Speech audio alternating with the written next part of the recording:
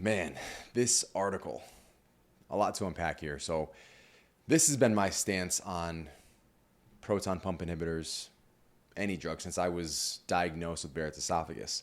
And I understand the management factor that goes into doctors' decisions.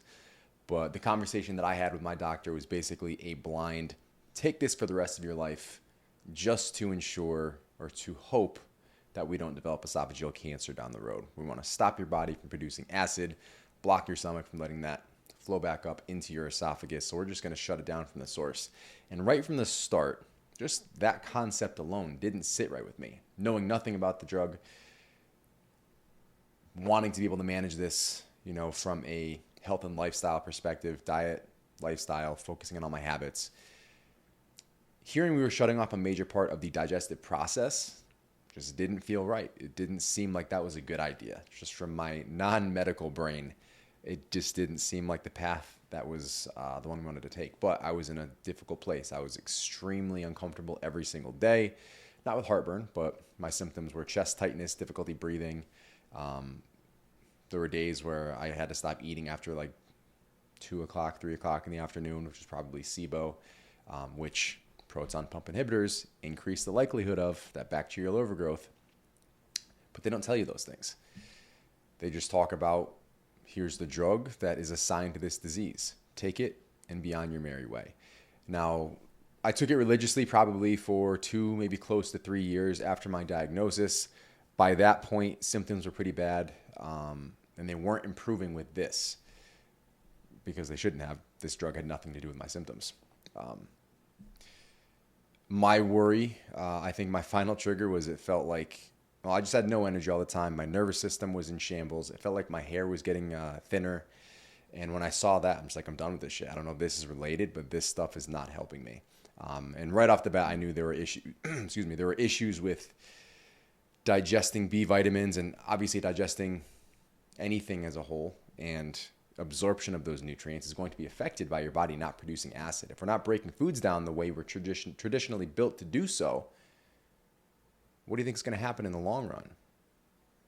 There are consequences for micronutrient deficiencies in the long run. For obviously, macro scale, we have a poor lifestyle over time. That effect culminates into a bigger event, some comorbidity. Same concept with not digesting food the right way, not absorbing those nutrients the right way. So this article will go into neurons, and I believe this is actually published, the one they're quoting here, by the Neurology Journal. So there have been older publications, studies correlating some issues with neurological disorders down the road or some type of pathway connected to this drug. This isn't anything new.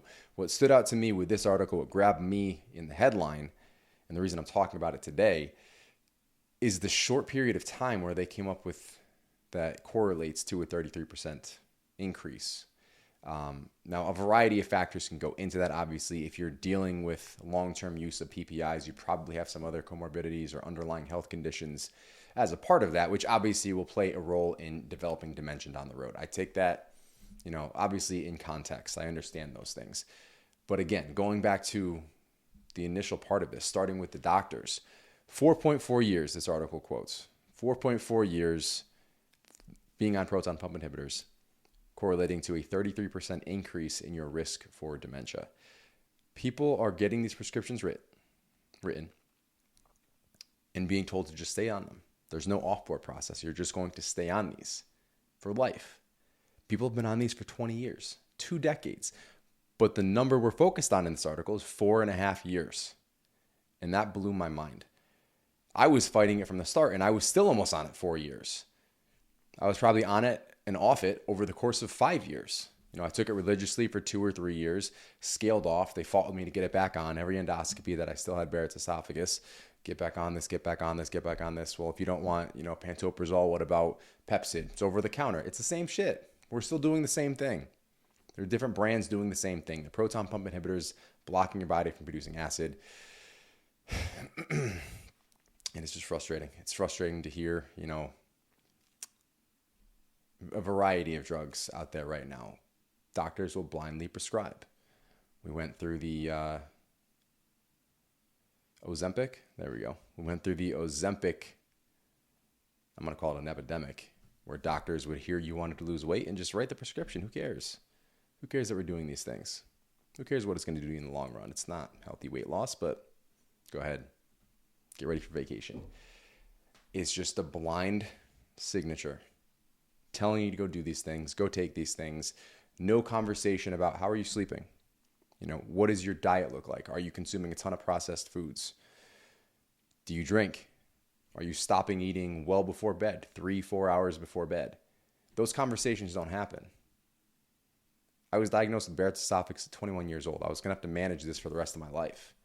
There was no diet and lifestyle. They handed me a 1-page, single-sided tips that basically said don't minimize alcohol, minimize caffeine, don't eat chocolate, and avoid acidic foods at all costs. 1 page, no conversation, just here you go. Go pick up your prescription. That was as far as we went. And that sat with me very, very poorly. And that is why I feel the way I feel about our medical system today. Now, obviously, it's more blatant. We're all fully aware of what's happening. But there doesn't seem to be a shift yet. There doesn't seem to be that push for working with health coaches, partnering up with these affiliates that you, not just any Joe Schmo on Instagram, but a validated company, SD Evolution, that partners up with these patients who are dealing with these things. And okay, maybe we're going to start you on this prescription, but let's focus on lifestyle as well. Training, nutrition, mindset, movement, habits. How are you sleeping? Are you consuming enough water? Are you moving throughout the day? Are you at a healthy weight? Do you have a plan to get to a healthy weight? All these things play a role in acid reflux. All these things play a role in everything. Any comorbidity you're going to develop down the line. It's tough to see. So I didn't mean to be an alarmist and just share a random USA Today article. I don't share news in general 99% of the time. This was just one that caught me. The numbers grabbed me right. They got me. They got me with the headline. They got me with the numbers. 4.5 years, 33%. Knowing that most people are on there at least double that. And probably would have been on that for the rest of their lives. And may still be. Many may still be. So I've gotten a lot of questions since I posted that. I am not a doctor. This is not medical advice. But I can tell you my journey. So how I shifted off of those things and what I used to get myself off as I focused on healing, which you're not going to feel better overnight. So you have to heal over time, and you have to be able to implement some things that are going to make you feel better. So what I worked with, I think right off the bat, I was looking for just, aside from the diet and the lifestyle stuff, I was looking for something to essentially replace the PPI in the natural world, the natural realm. Licorice root tends to do that. It's much less powerful, much less potent, obviously, than actually blocking your stomach acid, which was a good thing in my opinion, in my journey. So that's one thing you can kind of swap right in there if you want to discuss this with your doctor. Is this something I can scale back to? That's been shown to do some good things. But as far as promoting healing, things like L-glutamine, zinc, drinking bone broth, those were my soothers. So I would take those when I was feeling bad. I think they actually changed the name of the company. I want to say Biotics Research, but it may not have been Biotics Research. They made just a straight, it was in their gut health protocol supplement line, but it was essentially almost entirely L-glutamine. I would just pop that when I was feeling off if I had some heartburn. But you don't really want to wait for the heartburn to occur. That's the issue. It's already gotten there by the time you're feeling that. So that's why we're focused on promoting healing, on your lifestyle as a whole to avoid certain triggers if you can. So those are the big three that I started with. So bone broth, L-glutamine, zinc. More towards the middle of my journey, and I'll circle back to the initial stuff here in a second. But towards the middle of my journey, I came across First Form's GI Advantage. So that's got like marshmallow root, licorice. I believe it has some glutamine, zinc. So I want to say 6 to 8 natural ingredients. I was taking that as my replacement of the Pepsid. I was taking that religiously. I no longer take that, but I was taking that religiously every single day, which I felt much more comfortable with. Obviously, anything coming in the natural realm, the more holistic approach to medicine, I'm way more open to. Way more open to, because those things are going to work a little more in conjunction with my body, in my opinion, not medical advice. So that was a big help. Kind of manage symptoms as we go throughout. But the biggest differences, the biggest things that I changed was paying attention to what I ate. Now, I've been a personal trainer since I graduated high school. I've been involved in health and fitness for a very long time. I didn't always eat the best. I ate two certain targets. I mean, calories, protein, carbs, fats, setting targets to those, eating to those targets, not filling those with the greatest choices. So a lot of processed foods initially, and then as my symptoms got worse, that's what really encouraged me to focus on nutrient-dense whole food options, to focus on meal timing, to focus on all the other habits that I'll talk about here.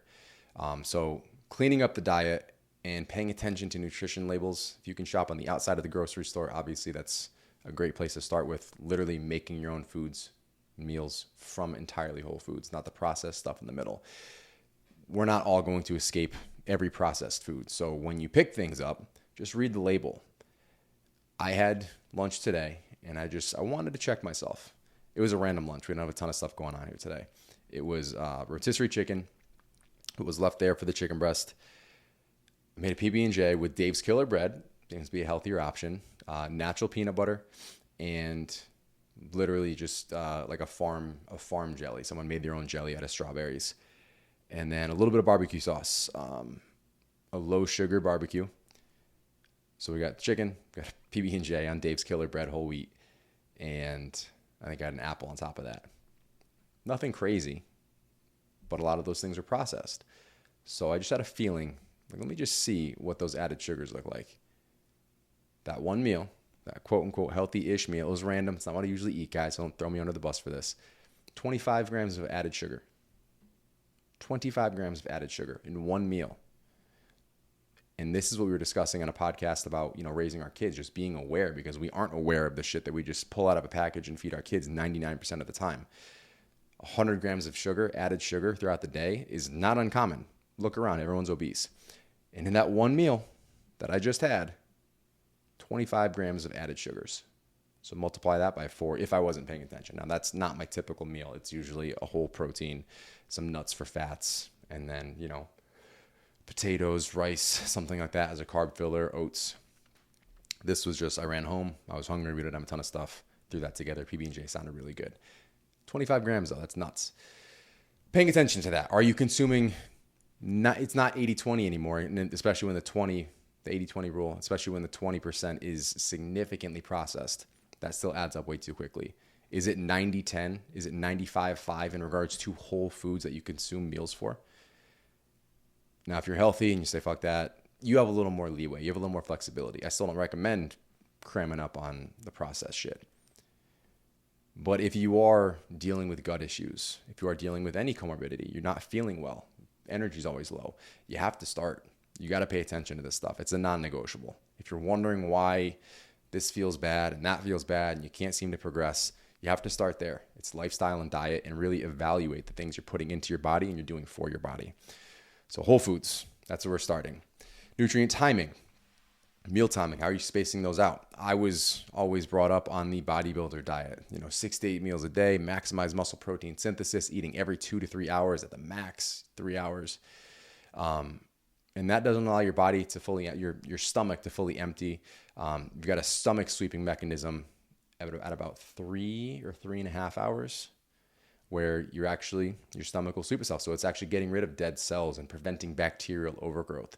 So if we're eating constantly, we're snacking, we're eating meals, your body doesn't get to do that sweeping mechanism. And that's when we start to see that gut inflammation due to bacterial overgrowth. So that's one thing we don't think about. Even if you're not eating the bodybuilder diet, 6 full meals every 2 hours. If you're constantly eating, your stomach's not empty, it doesn't happen. If your stomach never growls throughout the day, maybe it does even after you ate. But that growling is part of that mechanism. It's sweeping itself. It's cleaning itself up a little bit. So that was in regards to meal timing. Stopping eating before bed. So this was initially a tough one, because I like to just hang out for watching a movie, just eat something, snack on something. And I'm sure most people are like that. But that was a huge trigger for me. If I'm eating, even now, less than 3 hours before bed, I feel it. I'll wake up. I don't feel great.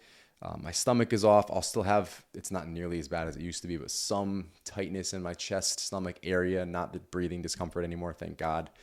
But when I'm outside of that window, if I haven't eaten, my dinner was 3 or 4 hours before I go to bed. I might go to bed a little hungry, which is okay, but I sleep fantastic and I feel great when I wake up.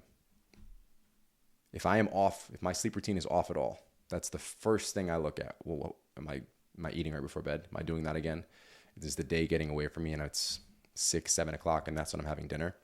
And then I pay attention to it and then I scale it back. If I'm eating by 5 o'clock, I'm in pretty good shape. 5:30, I'm good. 6, we start to get fuzzy. Sleep. So we talked about that. We'll go right into it. That's promoting sleep. If I wasn't getting 8 hours of sleep every night, especially when things were bad, that's when I woke up feeling horrendous. There was about a year and a half to 2 years where every single day, at some point during the day, I would feel like I was having a heart attack. So that was the heart palpitations, chest tightness, difficulty breathing. Sometimes I'd start getting that tunnel vision as I was probably developing a panic attack. That would happen 90% of the time if I was under those 8 hours of sleep. If I was trying to stay up late, wake up too early, wouldn't happen. It was, your body heals when you're sleeping. That's recovery time. If you're not giving it to yourself, it ain't working. Obviously cutting out drinking. I was a very heavy drinker in college and I was basically forced to quit cold turkey. I stopped getting drunk. I was just extremely uncomfortable all the time. So that was a big one. Caffeine, I was off entirely for a while. That was probably even harder for me than alcohol was. I had low energy, so I would rely on coffee. Coffee was a no-no. I'd feel terrible. Same thing. I stopped getting drunk on alcohol. I stopped getting energy from caffeine through coffee. So it was just green tea for a very long time, which is next to no caffeine in there. I couldn't even do black caffeine, black tea, black caffeine. Couldn't do black tea. It's one of those things. You got to weigh the pros and cons. You want to do these things. You want to consume these things. If it's not helping you heal, especially when you're in a difficult place, what are you doing? You're shooting yourself in the foot. You know, I've had these conversations with family members, with friends. It's difficult to create changes. But if you feel that shitty, there's no other option. There's no choices. And in my personal situation, people were cut from my life. People who only hung out with me when I was drunk. I don't see those people anymore. And that's okay. I'm in a much better place today because of how I've adapted. So sleep, lifestyle, making sure I'm moving, I'm training, usually 5-6 days a week. You don't have to do that. If you're at 3 to 4, up to 6 days per week, fantastic. Moving a minimum of 7,000 steps per day. Water, I'm over a gallon a day, but to give you guys some numbers, if you drink 0.66, 2/3 of your body weight, essentially, in ounces. So if you weigh 100 pounds, just to make the math simple, 67 ounces of water per day. And that can come through coffee too. You want to include your cup of coffee in that, that's fine. But electrolytes, LMNT, electrolytes, throw that in a 32 ounce water bottle. You're in good shape. Do that a couple times a day. What else? Those are my big ones. Stress management, very huge. Obviously, if we're yelling and stressed at work throughout the day, chronically, it's going to lead to more inflammation within our bodies. So meditation is my gig. That's my jam. At least once a day, 10 minutes before bed. Ideally, I do it in the morning as well, and I'm working on 2 20-minute sessions per day. I couple that with cold showers in the morning. I do the occasional ice bath. We have the sauna. So I've got a pretty good stress management protocol. I still have my terrible days, as any of us do. But I will say, I call it medically induced anxiety. I never had anxiety prior to going through my Barrett's esophagus journey over the last decade. And even after I healed, that anxiety, mood swings, throw everything in that bucket, that never really went away. So that's something I continue to work on. And just like everything else with my health, if you stop maintaining the practice, you stop maintaining the result. So those are non-negotiables for me. That's the main gist. I'm trying to think if there's anything else I'm missing that I take that would help you guys.